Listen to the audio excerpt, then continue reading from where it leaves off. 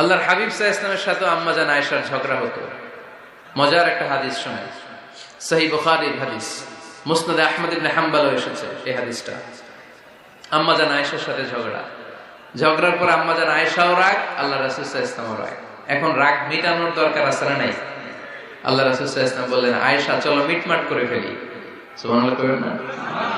চলো মিটমাট করি। তো কারে ডাকবো মিটমাটার জন্য? ওমর রে ডাকি। আম্মা জান আয়েশা বলে, না, ওমর গলিফ, ওমর খুব মেজাজ ওয়ালা, আমার ডর লাগে। তোমার আব্বারে ডাকি। আব্বারে ডাকেন। আব্বারে ডাকেন। খুশি হয়ে গেছেন আম্মা জান আয়েশা রাদিয়াল্লাহু আনহা। আবু বকর রাদিয়াল্লাহু চলে আসলেন, দাঁড়ালেন। এবার বিষ্ণু সাল্লাল্লাহু আলাইহি ওয়াসাল্লাম বললেন, তাতাকাল্লিমিন আও আতাকাল্লাম, কি ঘটছে আমাদের মাঝে, তুমি বলবা না আমি বলবো? আম্মা জান আয়েশা বললেন, তাতাকাল্লামু আনতা ওয়ালা তাকুল ইল্লা হাক্কান, আপনিই বলেন তবে সত্য ছাড়া মিথ্যা বলবেন না। আবু বকর রাদিয়াল্লাহু তাআলা শুনে রেগে গেলেন, কি এ কেমন কথা তোমার?